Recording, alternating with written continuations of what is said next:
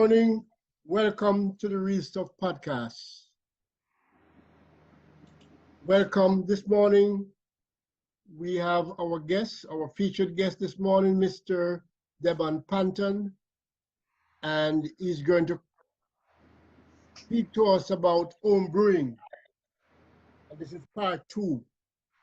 We did part one a few weeks ago, and now he's coming to continue with us. Morning, Devon. Yes, morning, Travis. How you doing? I'm very well, thank you. And you? All right, I'm hanging in there, hanging in there. Been sneezing at once or twice from morning, but Okay. I'm Wow. sure I'll get through this. Yeah. Yes, okay. All right, so ready to start? Yeah, man. All right, I'm gonna start sharing my screen now. Okay, go ahead. Yeah, man.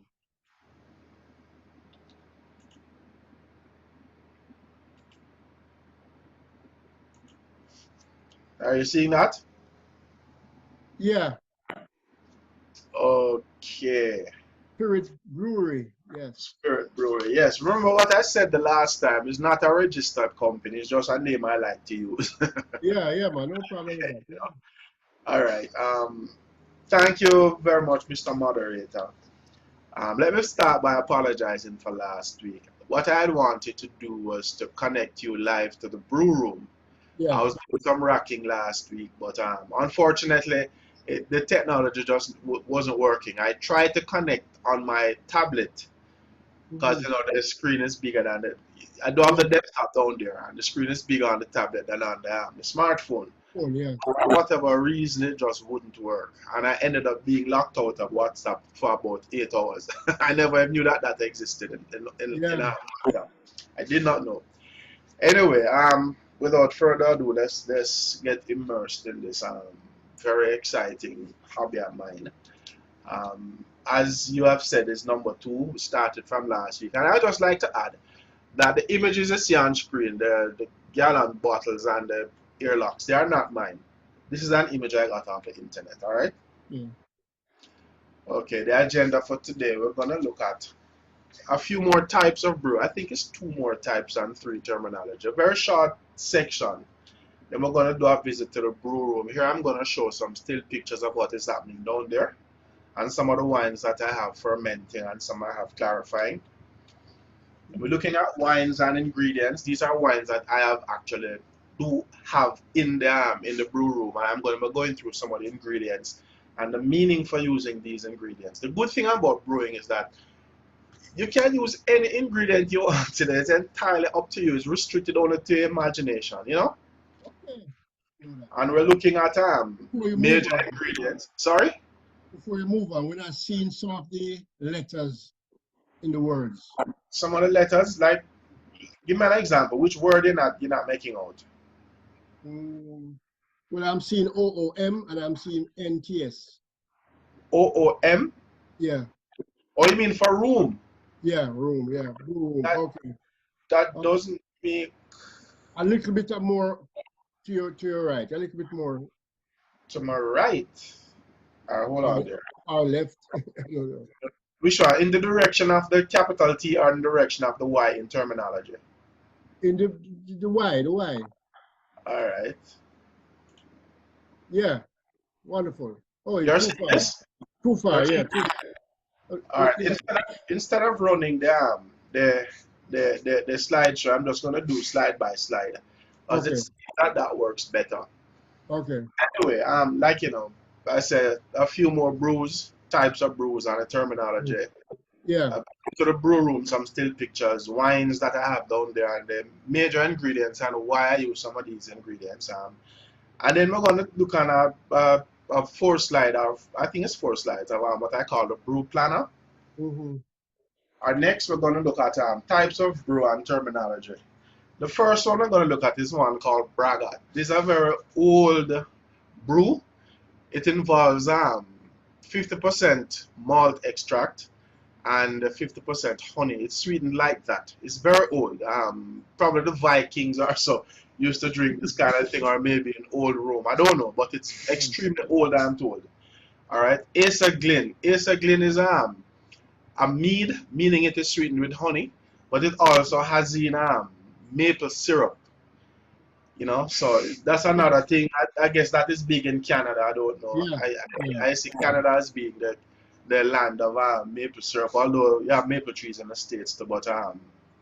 Canada is, I yeah, they see kind of Canada. claim it. They kind of claim it Exactly. too. Yeah. Okay. Now, on the terminology, we have three. Attenuation. Attenuation is the as you know, the when you put together your juice, your fruit juice, or let me address it properly, what is called your must in your brew kettle or your brew bucket, you have to sweeten it because the yeast that you're using to do the fermentation consumes the sugar that you add. Whether it's sweetness, whether it's honey or maple syrup or sugar, granulated sugar, and it uses that and it consumes that and uses it to produce alcohol and carbon dioxide. Attenuation is the rate at which the yeast is consuming the sugar in your brew. The rate at which the level of sugar is falling. As the yeast consumes it, it exhales carbon dioxide, produces alcohol, consumes more, exhales carbon dioxide, produces alcohol. So it's a rate at which the sugar is falling. All right? Flocculation. Flocculation is one of those terms that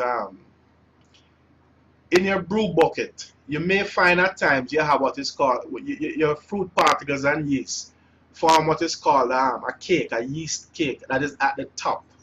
It normally happens towards the end of fermentation, where yeast and fruit particles float up to the top. The rate at which it rises is the flocculation rate. All right. Again, for the regular home brewer, I wouldn't be concerned about things like this. This is more for the big distilleries and the huge wine makers and all of that. All right. Chaptalization is the sweetening of a must. Sweetening, the rate at which you add sugar. Sometimes when you're doing home brewing, you don't want to add all the sugar one time at the start, because it can in fact stun the yeast and cause what is stalled fermentation. The yeast are overwhelmed with the amount of sugar. But you put a little at a time in what we call step feeding. That is the chaptalization, the rate at which you add sugars to your must. And again, the must is the juice with a pineapple and the pulp with a pineapple, melon, mango, whatever it is you're using to make your brew. All right. Next, we're gonna look at a visit to the brew room. Like I said, this is actually where I wanted to take you last week, but unfortunately the technology failed me. All right. What you see here is my brew. What you have at the bottom, the white 5 gallon buckets.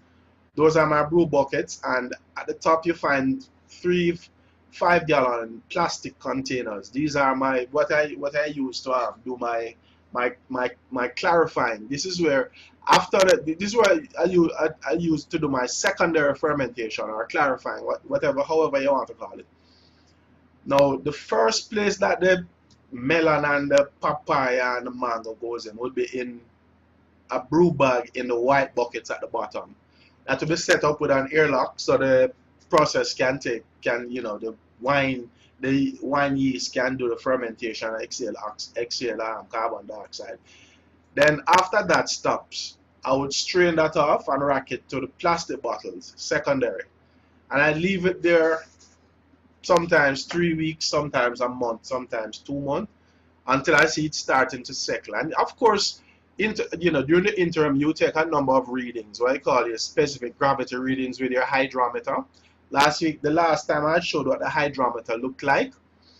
And once you find, your fermentation has, finally stopped, there's no fermentation. And the way you verify that is you take a reading like today, and whatever the reading is, you give it another week, and you take another reading. If it's the same reading, if it's the same figure, then you know the fermentation has stopped.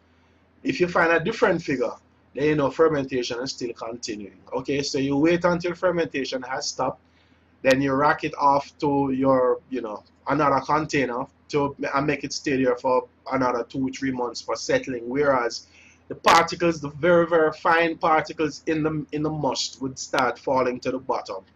All right, the bottom of the container. All right. Next, I'm going to show you a bottle that I got.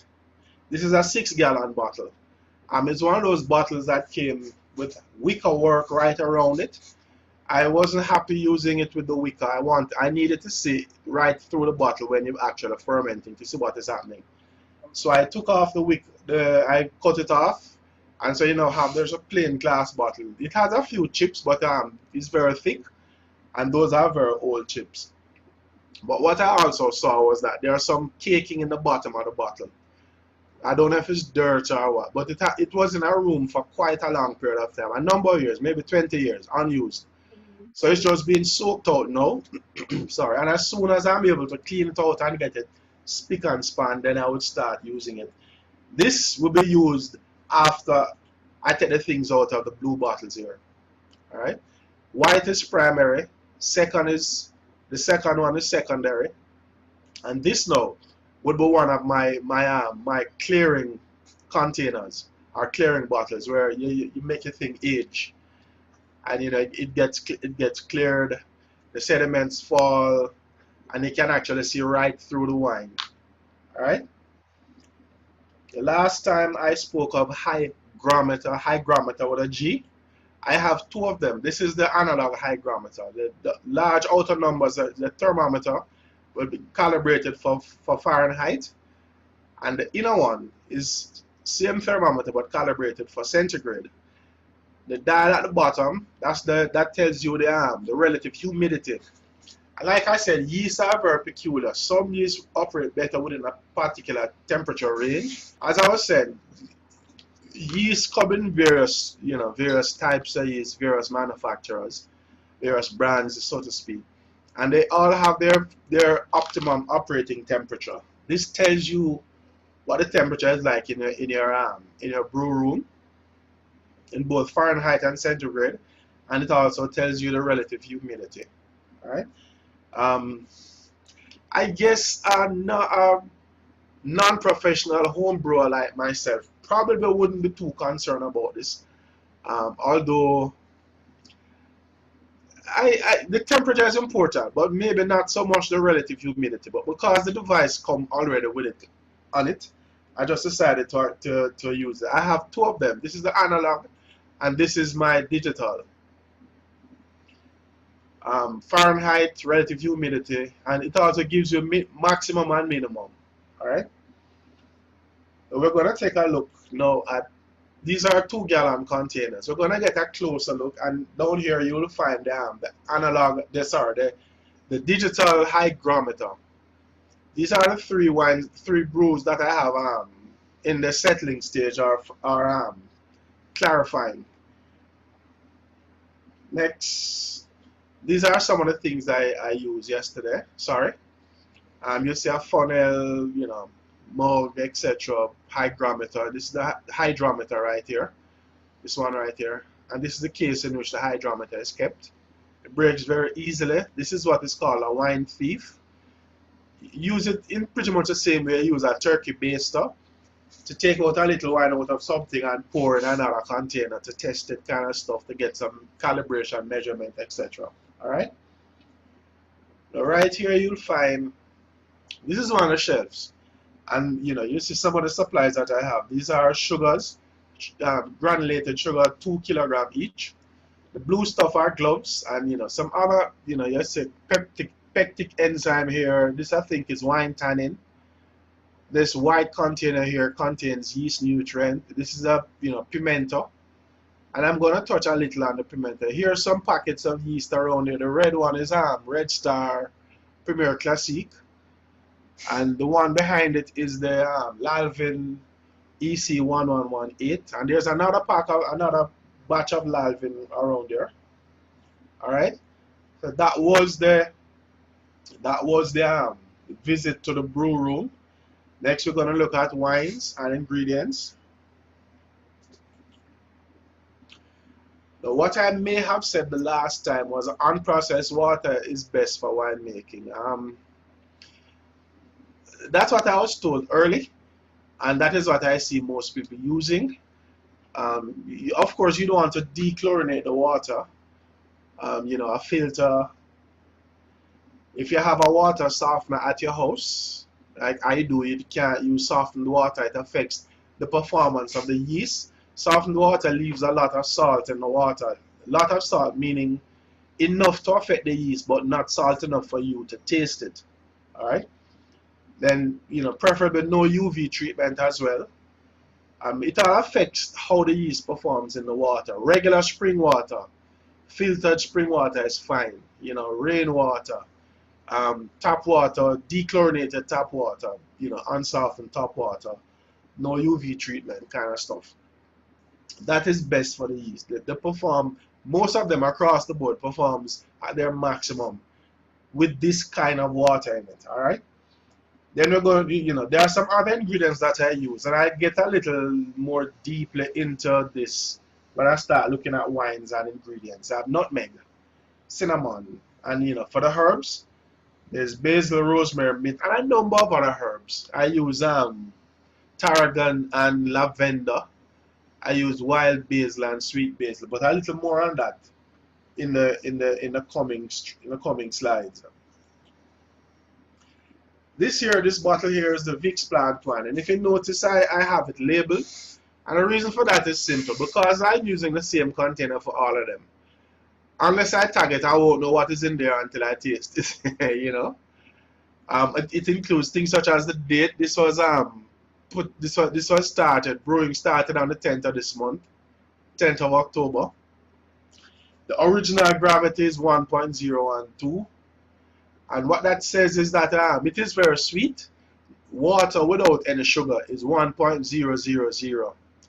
A pound of sugar gives you 0.46. So a gallon of water with a pound of sugar, when you do the specific gravity reading, you get 1.046. Now if you add another pound of sugar, you get 1.092. You follow what I'm saying? Yeah. That's the hygrometer's way of telling you how much sugar is in your water. And the date on which the reading was done, the 10th of this month. The final gravity.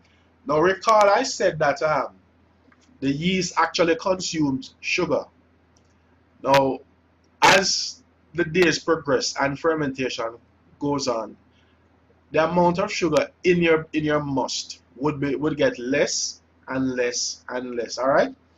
So we started out with an original gravity of 1.012, and on the 24th, the final gravity says 1.020. So we used 78.078, out of that. No, 0.088 out of that.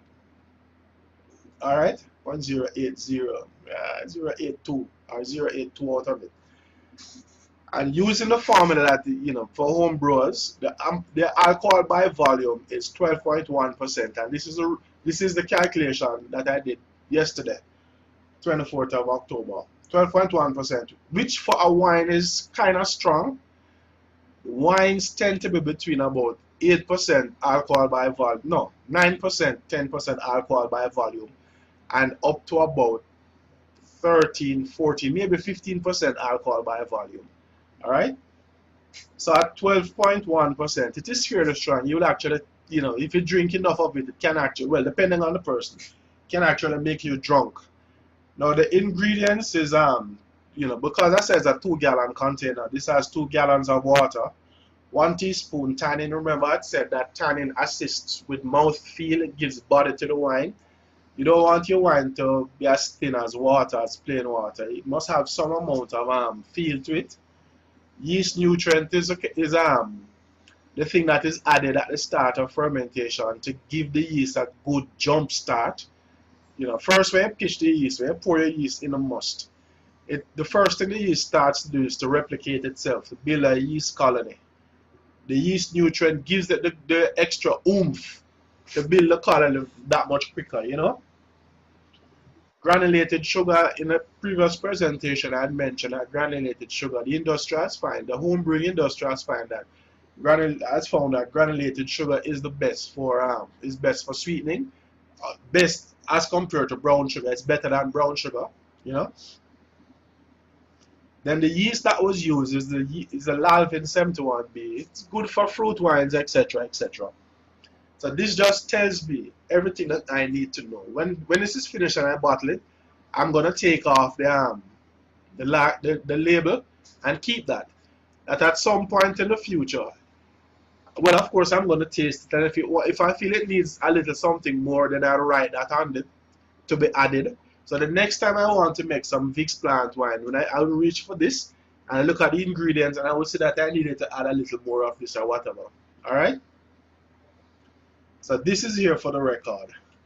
Next one I'm looking at is a one called Panadol plant wine. By the way, sorry, Vicks is a medicinal plant that I have growing in my greenhouse. I have a greenhouse. All the herbs that I use here are in my greenhouse. All right. Panadol plant is another one such. I don't know if you've ever heard of these plants. Vicks plant, Panadol plant. No, I've heard I've about never Vicks, heard of them. not Vicks plant. Huh? I said I've heard about Vicks, but not the plant itself. Okay. Well, Panadol plant. And again, the original gravity is 1.02. Final gravity is 1.020. Which, if you remember, the final gravity on the Vicks plant, I'm going to go back to it. Final gravity was actually I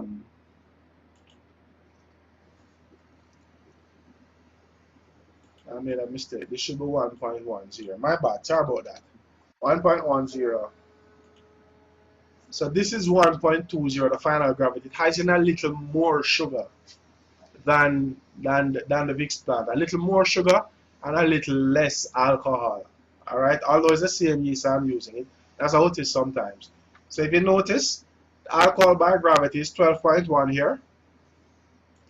And the alcohol by gravity is 10.8 here. It's not as strong as the other one. But I mean, you would notice it, but this can get you drunk if you drink enough of it in a short enough space of time. The ingredients: 2 gallons of water. Again, this is a 2-gallon container.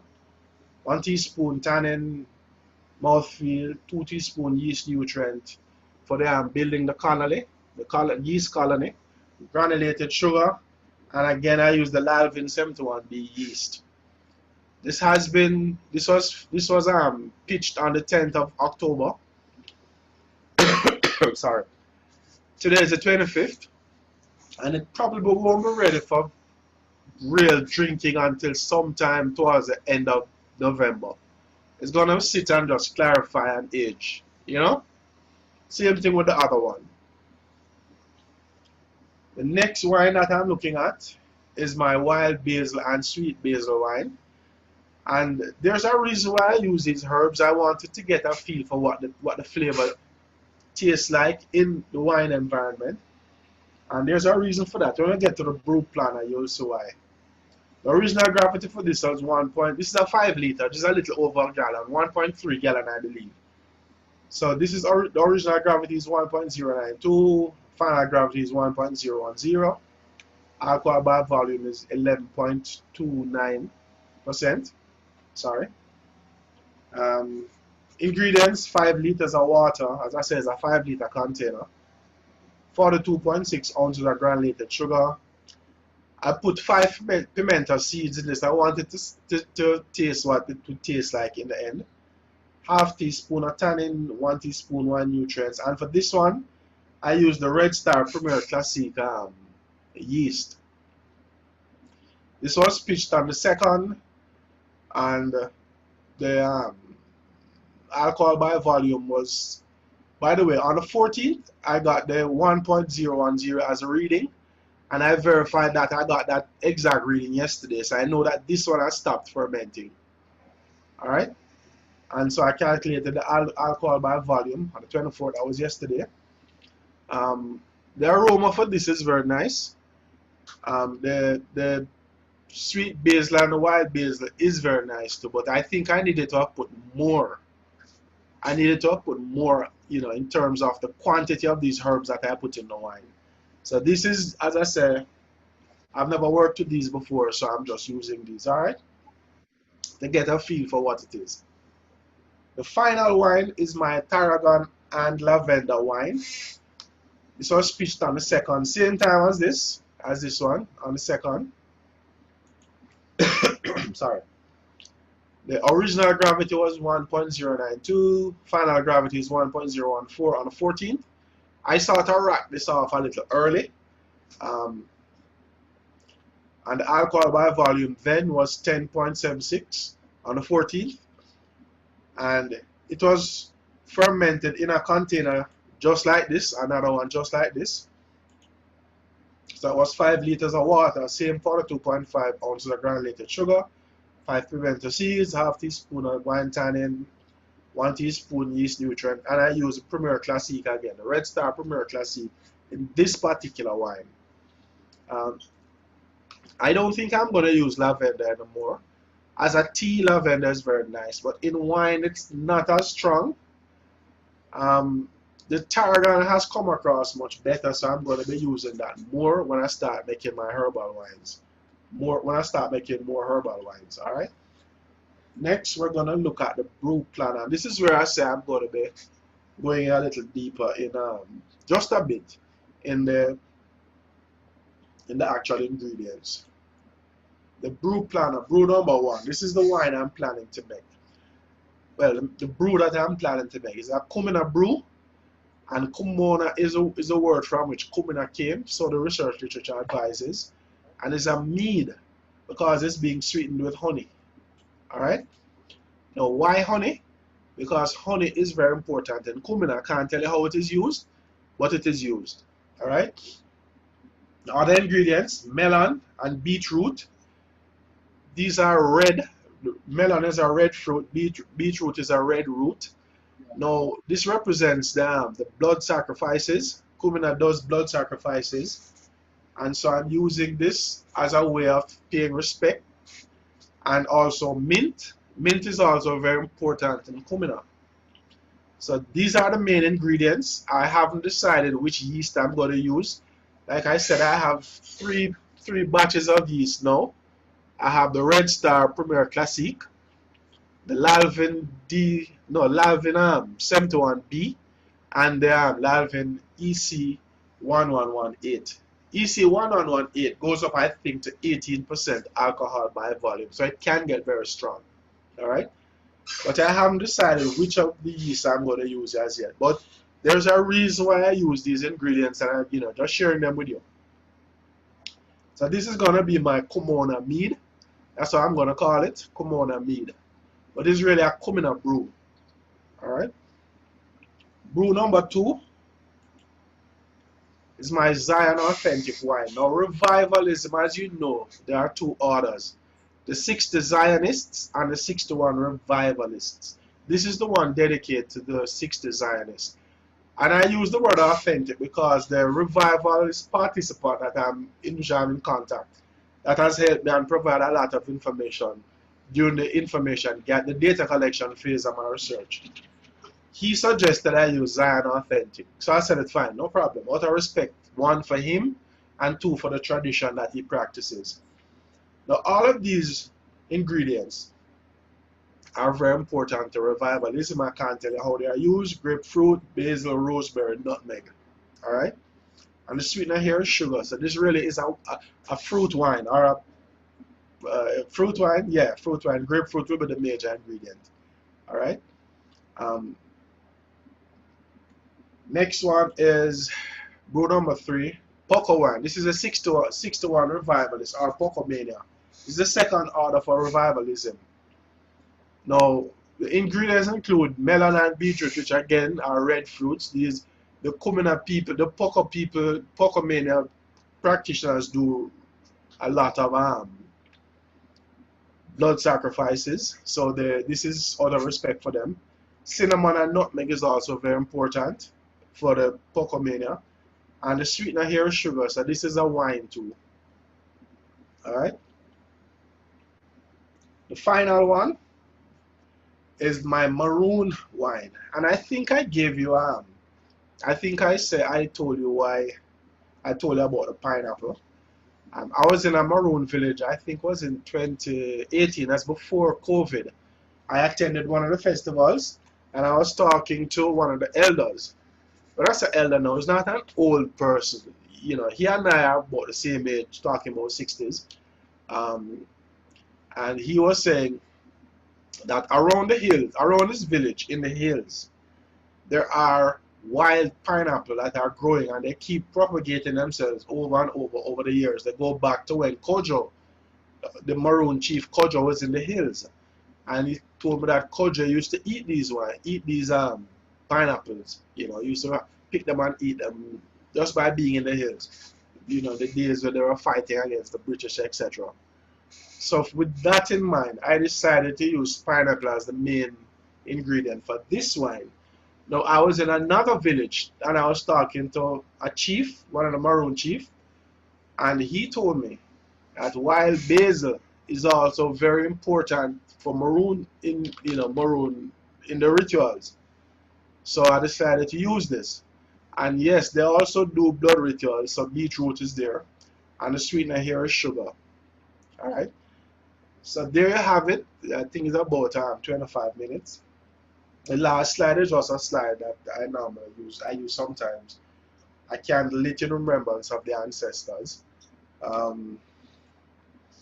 If you have any questions, Flavius? First one is Hmm? on a normal brew. How long the whole process takes? It's difficult to answer. It depends on a number of things. It depends on the temperature in your area. The cooler temperature, the yeast work more slowly. If it is too hot, the yeast can probably stall out and die. Or if there's too much sugar, the yeast can stall too. But on the optimum temperature conditions, it depends. My primary fermentation can last up to 2 weeks, maybe sometimes more, depending on the fruit that you're using, and depending on the amount of sugar, depending on the alcohol tolerance of the yeast that you're using. And by alcohol tolerance, I mean the maximum alcohol by volume percent that yeast can reach. It doesn't mean it reaches it every time. For instance, in the Red Star Premier Classic, the tolerance I think is 13%, and I've got 10 and I've got 12% using the same Red Star Premier Classic. So it doesn't necessarily mean you're going to get that exact figure. In most instances, it is just a little below. Then there are instances in which it reached just a little above that too. As one of the presenters at one of the conference, at an online conference that I was on, said, yeast can't really read. So although the packet says 13%, it doesn't necessarily mean they're going to get 13%. It can be a little more, can be a little less. Generally speaking, there's no way I can tell you take 1 week, or takes 2 weeks, or takes 3 weeks. What I would say, primary, you make it ferment until the fermentation ends, till it stops, the airlock stops bubbling. And you wrap that off and put that in a secondary. And you do a reading, a hygrometer reading, and give that about another 2 weeks. And you come back and do another hydrometer reading. And if the two numbers are the same, then you realize then that fermentation has ended. You rack it off, and you put it into a bottle for container for aging. This allows the sediments that are suspended in the must to fall off to the floor to form what is called a lees cake. On the top you have the yeast cake, on the bottom on the floor you have the lees cake. Alright, so there's no number, no time that I can give you. It all depends. What happens after aging? How do you know that aging has stopped? Yeah, Or does it continue? yeah. Aging. People have aged wine for up to a year, up to 2 years. As I said, I'm not into that. I want my things to drink. I don't have time like that. But those are much larger home brewers, because it is home brewing, it doesn't mean that everybody is small, depending on the budget to which you operate. Aging now, once fermentation has stopped, and the thing now would be to bottle it or to rack it off. You can rack it off to another large container, the large glass bottle like what I showed, and you let it stay there and it goes to what is called fining, where the particles that are suspended gently fall to the base of the container, and you can more and more better able to see through the wine. It doesn't appear translucent. It gets transparent. You can actually see clearly through it. Although there may be color. If it's a melon wine, it will have a touch of rose or pink. If it's mango, it will be a little yellow. But it looks like yellow water, but crystal clear, you know. Once it get to the point where you're comfortable, and by the way, finding out clear doesn't affect the flavor. So you don't have to make it clear. You can drink it same time. Okay. But if you're a wine connoisseur and you want to impress and you have your professional label maker and all of that, you don't want to actually give somebody a bottle of wine and after 2 weeks they start seeing things settle to the to the bottom. You want that to happen at your brewery, at your brew room, you know. And once I've taken it off completely off of whatever sediments up there, I've fallen off, and you bottle again, I see that there are no sediments. If you get more sediments, they make you age it again, maybe another 2 months. I keep on racking it off until there are no sediments. So again, there's no way to say how long it takes. But once it is crystal clear, and by crystal clear, it doesn't necessarily mean it's without color. You may have color, you will have color depending on the fruit that you're using. Like I said, for melon, you're gonna have a kind of rose pinkish color. For mango, it's gonna look a little yellow, you know, that kind of stuff, depending on the fruit itself. So yet again, there's no time frame that I can tell you it takes a month to age. Persons have aged their wines for a number of years. Can you distinguish the fruit that you use? I The mean, what? a drinker. The drinker probably, well, let me not say probably. It depends on the individual. It will be more based on experience, but as the person who actually brew the wine, you are able to say what they are, and even then it's an approximation. You're able to say what the alcohol by volume percentage is. Whether it's 10%, 15 or 20, you know. But normal table wines is between 9 and 12%. That's the range within which they fall. Yeah, but talk about the taste now. Or the taste. Yeah, what about the taste? If I just come and you give me a glass of wine, can I know so that this is a melon based wine? Yes, man, you will taste the fruit, the major fruit. Okay. Where the subtleties come in is like with the pimento seeds. Mm-hmm. That doesn't start the main taste. What it does is fill in some of the blanks off to the side. Makes it, gives it more round taste, when everything mellows out. Okay. You know? And sometimes you ever come across some mangoes yet when you bite into them, it's just sweet. Yeah. Like sweet, like sugar and water, it's just sweet. Yeah. The flavor is not so strong. The pimento assists in enhancing the flavor, bringing out the flavor of the melon. Alright? Okay. In fact, what is also good to use too, and I've used it constantly over the years, but I was making juice, I used it in juice, I'm going to test it in wine, is a pinch of salt. Salt also enhances the flavor. Mm-hmm. All of the drinks that you buy, whether it's aerated water, or boxed juice, or whatever, they all have in salt. Okay. Every single one of them have in salt, yeah. Mm-hmm. Not enough for you to taste the salt, but it enhances the flavor. Mm-hmm. So that is basically it. How long have you been doing this now? In terms of reading, I've been reading this for a number of years, had it in my mind, started earlier this year. Okay. Earlier this year. But, We have gone up with a lot of reading, sometimes you have to do it yourself to get the actual experience. yeah. Mm. Yeah. So, Like I say, you come a long way in 1 year, yeah, man. So, yeah, man. so you can make your own wine and you feel good about it. It tastes good. Oh, yes. You can offer your visitors a glass of wine. Yes, home brew. Yeah, homebrew, yeah. Yeah, in fact, I have a friend of mine, Vivian. Him say whenever I'm ready for my wine taste, I must always make sure I call him, I can't say I'm not where you are now. Courtney's in Jamaica. No. But I'm sorry then. in Miami. Okay, it's in Florida. Yeah. Okay. Uh, But I am definitely here, and I yeah, love man, no wine. problem, I no love problem. wine. Yeah, man. I can leave it by palm for you if you wish. Yeah, man. Oh yes. Oh yes. You know, Oh yes. hope she not drink it. It may be prudent to leave a bottle for her too. Or two. Yes. Yes. Yes. To make For sure I the get mine. temptation, she's not overtaken by the temptation, you know. Yes. Yes. Mm. Wow. But like I say, it's a hobby that is. It doesn't have to be very expensive. The problem I have is that you can't get anything in Jamaica. Why is that? You have no brew outlets in Jamaica. I needed some 1 gallon. You remember, as children, you'd have seen the snow cone man with this bottle of syrup with the squirt thing Yeah. on top. Yeah. Right. Right. I Yeah, man. wanted to, which is the same thing you see on the screen now, similar kind of bottles. You see that on the screen?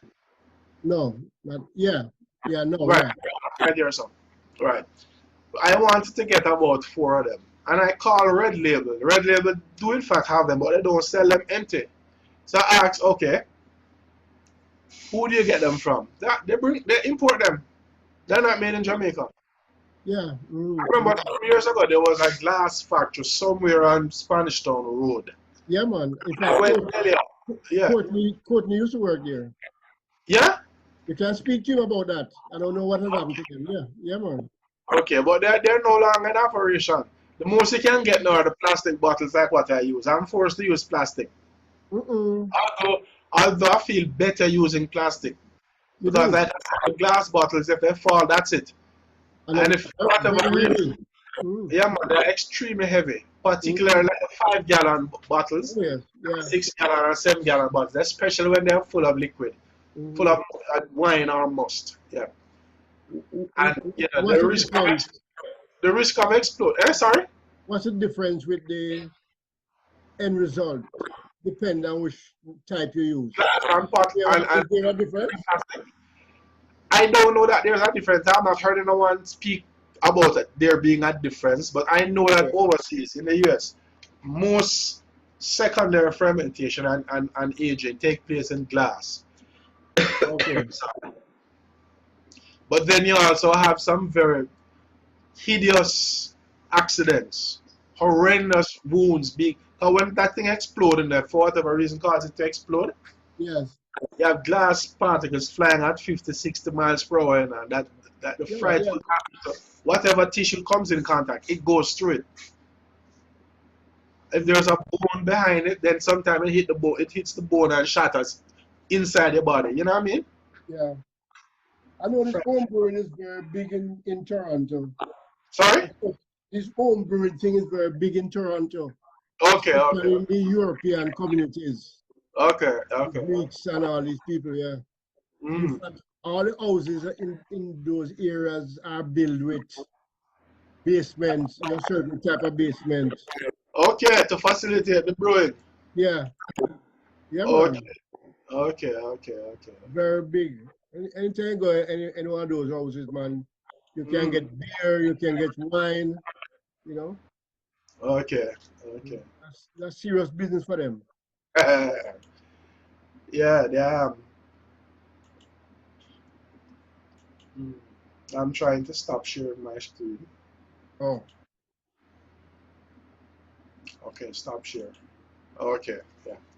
mm, Um, but like I said, it doesn't have to be very expensive, but it can be if you want to get a thing. If you're a perfectionist and you want to have all the right equipment, all the right this, all the right that, then you're gonna spend some amount of money yeah.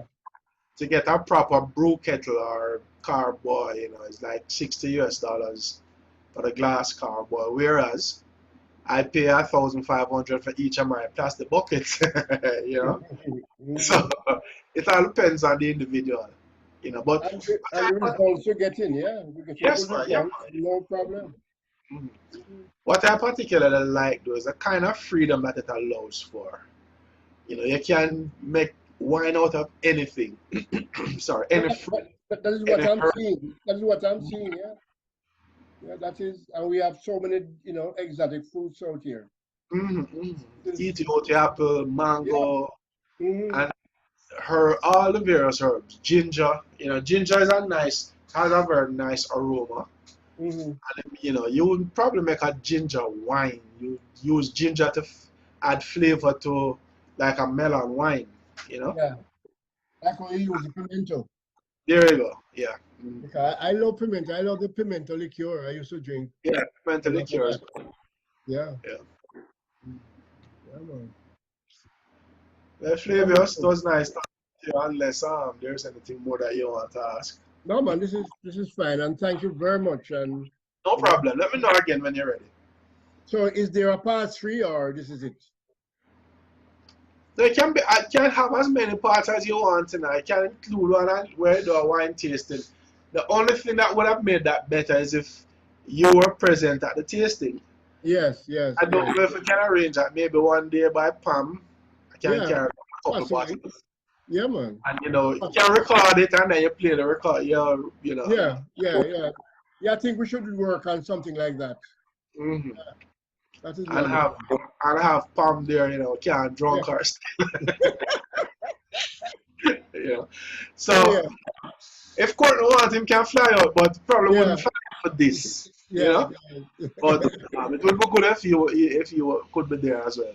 Yeah, man, we can arrange something like that. Yeah. Uh, well, all right, Thank my you. friend. You take care. All right. Yeah, man. Thank you very much, man. Yeah, man. No problem. Cool. You lead us so full. You belong far away away. Ajuguala lebabu seru. Lida mua, lida sungfula. Lida mua, lida sungfula.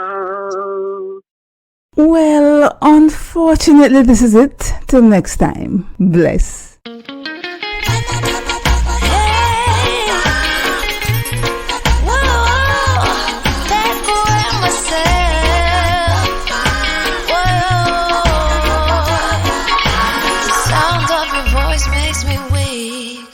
All you gotta do is just speak.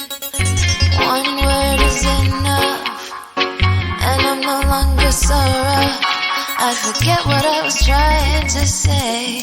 I no longer do what I was gonna do, but you're no good for me. That's why me know what set me a pick a flee. Me I fi take away me say.